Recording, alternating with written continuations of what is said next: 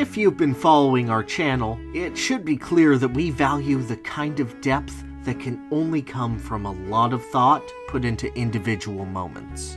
A lot of, well, I'd say even most, game reviewers look at games in broad strokes, trying to encapsulate a game into a 3 to 5 paragraph essay to get at its true essence.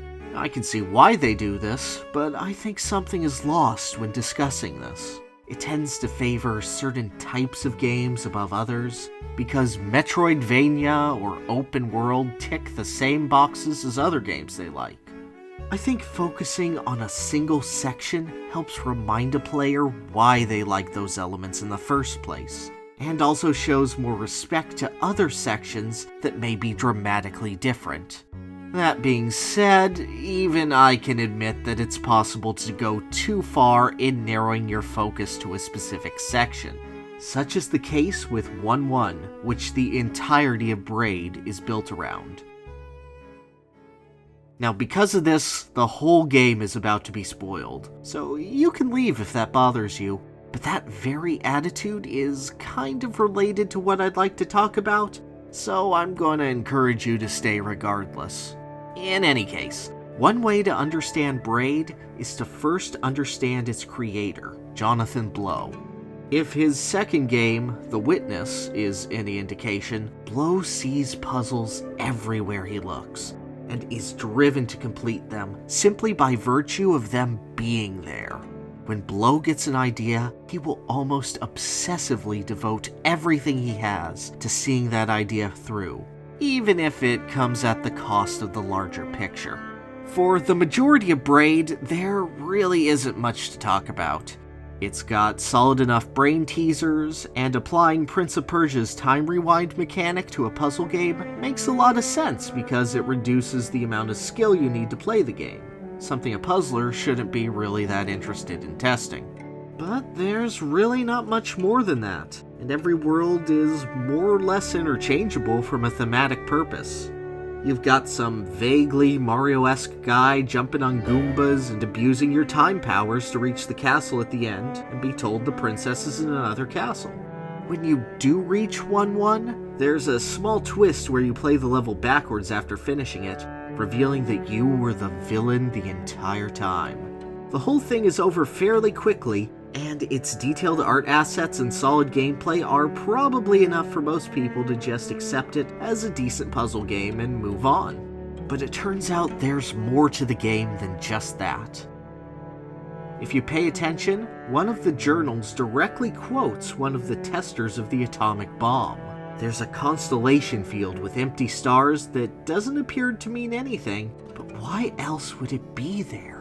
The game's website tells you specifically to not look up a walkthrough, but you do it anyway just to see if there's anything more. Or maybe you already looked one up for an earlier puzzle. There, you learn that there are 7 stars in the world, hidden in the most asinine locations imaginable. They usually require annoyingly precise inputs and are often hidden off screen. Heck, there's one that requires waiting a full 2 hours for a cloud in real time. And another is impossible after you've gotten all the puzzle pieces, so be prepared to collect all those stars again if you don't already know it's there. If the player hasn't read further into the walkthrough by this point, trying to avoid the eventual spoiler, they'd be forgiven thinking that this is all completely arbitrary. You see, only by gathering these stars can you get the alternate ending of 1-1. Getting them unlocks new switches that let you manipulate time in such a way that you can touch the princess you've been trying to reach, only for her to die in a massive explosion. When you get back to your house, you can see the constellation form Andromeda, based on the ancient Greek story of a woman put up for sacrifice to a monster before being rescued by husband Perseus. If you haven't put it together yet, the game's trying to make you feel guilty for looking up a walkthrough.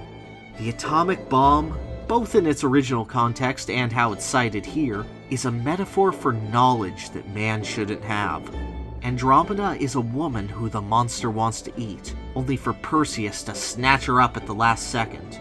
And the game has to break the fourth wall through its very advertising campaign and post a fake walkthrough that tells you to figure out the puzzles yourself and not read the books that will lead you to this realization. It's all incredibly self-defeating to make puzzles this obtuse that you can hide your entire purpose from everyone except devoted fans and the most nitpicky of critics.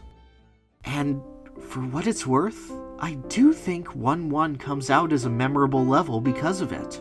The Mario references littered through the game are meant to be one big foreshadowing to 1-1, which is also the most well-known Mario level. 1-1 itself could have additional meaning, like Tim is the only one left in his life or something. The ludicrous nonsense that the game puts you through to collect stars hammers in the idea that you're doing something that you shouldn't. Even 1-1's music plays backwards, so it's clear that reversing time is actually putting time back in its proper order. There's a treasure trove here to analyze and take from and find hidden meanings. Is it bad then that with all this effort put into making one level memorable, I think it does more harm than good? Because of this level, and the game being built around it, there's only one level that anyone can have a deeper appreciation of. At best, a different level can only provide a way of obfuscating 1-1's secrets. Any conversation on the game will inevitably turn to a discussion on 1-1, since that's the culmination of all the game's themes and ideas. The creator had to lie. He had to tell people not to do the one thing that could get them to understand the game, and he had to fill the game with Mario characters that will instantly alienate anyone that isn't a fan of that franchise. There are people thinking the entire game is about mythology. The entire game is about opposition and nuclear warfare, that any criticism a person has of the game can be brushed off as, they just don't get it. But I just have to ask one question. Was it all worth it? For me, that answer is no. Even if 1-1 is a good level, everything surrounding it comes off as too pretentious and too uninviting for anyone that doesn't have a friend circle of people digging into it. It's sad, but I feel that Jonathan Blow should have let this idea rest if this is the only way he could have implemented it. Maybe then the rest of the game could have come off as more than just decent. Maybe then Braid could have been not just the spark for indie projects, but a bonfire for them to grow strength from. It's especially frustrating because I see a lot of myself in Blow. I often get so attached to my work that I'll be unable to edit it, partially out of a feeling of obligation to see it finished instead of remaining forever on the editing desk, but also out of fear that I won't come up with anything better. If I had the patience to deal with programming again, and the technical skill to make its music and visuals, I could absolutely see myself making a game like Braid. But the hard truth is that no matter how many hours I spend analyzing Braid, it'll never mean as much to me as it does to Blow. It's such an inherently personal obsession that provides little substance beyond the complex web of puzzles, even if it might provide some deeper level of understanding to the guy making it. Maybe with some editing, I could have gone some real philosophy hiding under the layers of secrets and contradiction. But for now, it's how you over-design for detail.